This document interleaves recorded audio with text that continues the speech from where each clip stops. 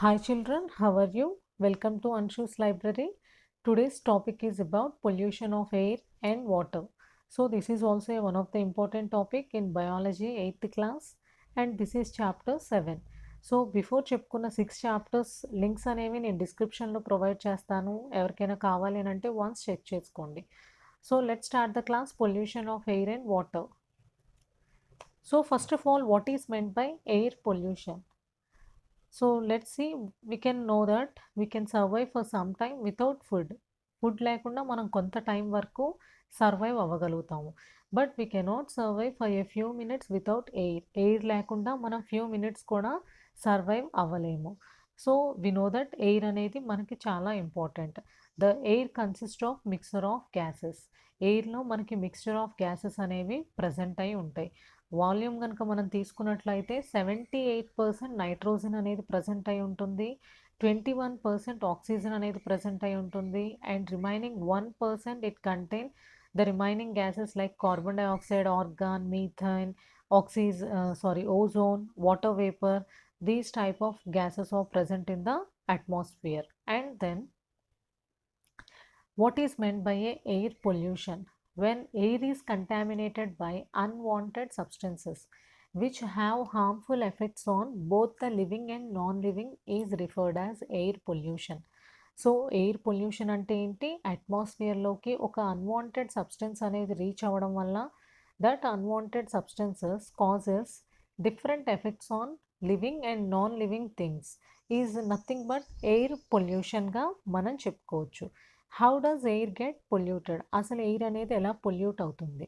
The substances which contaminate the air are called air pollutants. So ఏ substances అయితే అట్మాస్ఫియర్లోకి release అవ్వడం వల్ల ఎయిర్ అనేది కంటామినేట్ అవుతుందో ఆ సబ్స్టెన్సెస్ని ఎయిర్ పొల్యూటెంట్స్ అనుకోవచ్చు. The substances which contaminate the air called air pollutants. Sometimes such substances may come from natural sources. కొన్నిసార్లు మనకి ఆ సబ్స్టెన్సెస్ అనేవి న్యాచురల్ సోర్సెస్ ద్వారా రిలీజ్ అవుతాయి. Best example forest fires. అడవులు అనేవి ఫారెస్ట్ ఫైర్స్ అంటే తగలబడటం వల్ల మనం లాస్ట్ క్లాస్లో చెప్పుకున్నాము. కొన్ని ఏరియాస్లో సమ్మర్లో క్వైట్ కామన్గా ఫారెస్ట్ ఫైర్స్ జరుగుతాయి అని. సో అలాంటి ఫారెస్ట్ ఫైర్స్ జరిగినప్పుడు హ్యూజ్ అమౌంట్లో మనకి కార్బన్ డైఆక్సైడ్ అనేది రిలీజ్ అవుతూ ఉంటుంది.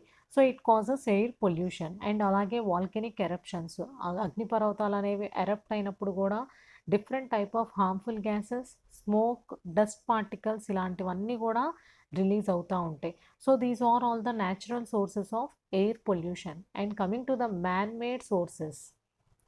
So pollutants are also added to the atmosphere by certain human activities.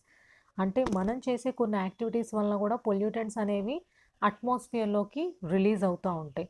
The first source is factories. We know that power plants, automobile exhaust. It means మనం వాడే petrol vehicles, diesel vehicles నుంచి కూడా pollutants అనేవి అట్మాస్ఫియర్లోకి reach అవుతూ ఉంటాయి. And burning of firewood and dung cakes. So firewood and dung కేక్స్ని తగలబెట్టినప్పుడు కూడా మనకి హ్యూజ్ క్వాంటిటీలో మనకి పొల్యూటెంట్స్ అనేవి రిలీజ్ అవుతూ ఉంటాయి. Not only pollutants, smoke, dust particles అనేవి కూడా అట్మాస్ఫియర్లోకి ఎమిట్ అవుతూ ఉంటాయి. సో ఈ ఎయిర్ పొల్యూషన్ వల్ల రెస్పిరేటరీ ప్రాబ్లమ్స్ అనేవి అరైజ్ అవుతాయి. Many respiratory problems are caused by air pollution. And then vehicles produce high levels of pollutants like carbon monoxide, carbon dioxide, nitrogen oxide and smoke. మెయిన్గా మనకి vehicles, cars కావచ్చు, buses కావచ్చు and bikes కావచ్చు, ఇలాంటివి ఎక్కువగా వాడినప్పుడు మనకి రిలీజ్ అయ్యే toxic pollutants carbon monoxide, carbon dioxide, nitrogen oxide and వీటితో పాటుగా స్మోక్ అనేది కూడా రిలీజ్ అవుతుంది. All first pollutant carbon monoxide is produced from incomplete burning of fuels such as petrol and diesel. Petrol కానీ డీజిల్ కానీ ఇన్కంప్లీట్గా burning జరిగినప్పుడు మనకి CO, carbon monoxide అనేది రిలీజ్ అవుతుంది. And it is a poisonous gas. It reduces the oxygen carrying capacity of the blood. మన human బాడీలో బ్లడ్లో oxygen carrying కెపాసిటీని డిక్రీజ్ చేస్తుంది. వై? బికాజ్ ఇక్కడ ఆక్సీ హీమోగ్లోబిన్ బదులుగా కార్బాక్సీ హీమోగ్లోబిన్ అనేది ఫామ్ అయ్యి మనం ఎప్పుడైతే కార్బన్ మొనాక్సైడ్కి ఎక్స్పోజ్ అవుతామో oxy haemoglobin is replaced by carboxy haemoglobin. So ఏమవుతుంది, which causes unconsciousness and even death is also resulted. First unconscious స్టేజ్కి వెళ్తారు అండ్ దెన్ చనిపోవడం అనేది కూడా జరుగుతుంది. And the next pollutant that is smog which is made up of smoke and fog. Smoke అంటే we know that పొగ అంటాము, and fog అంటే water droplets which are deposited in the atmosphere. So water droplets ఏవైతే మనకు అట్మాస్ఫియర్లో deposit అయినాయో అవి smoke కనుక mix అయితే అక్కడ ఏర్పడేదాన్నే స్మాగ్ అనుకోవచ్చు. అండ్ ఈ స్మాగ్ అనేది ఎక్కువగా వింటర్ సీజన్లో మనకి ఏర్పడుతూ ఉంటుంది. స్మోక్లో మనకి which contain oxides of nitrogen.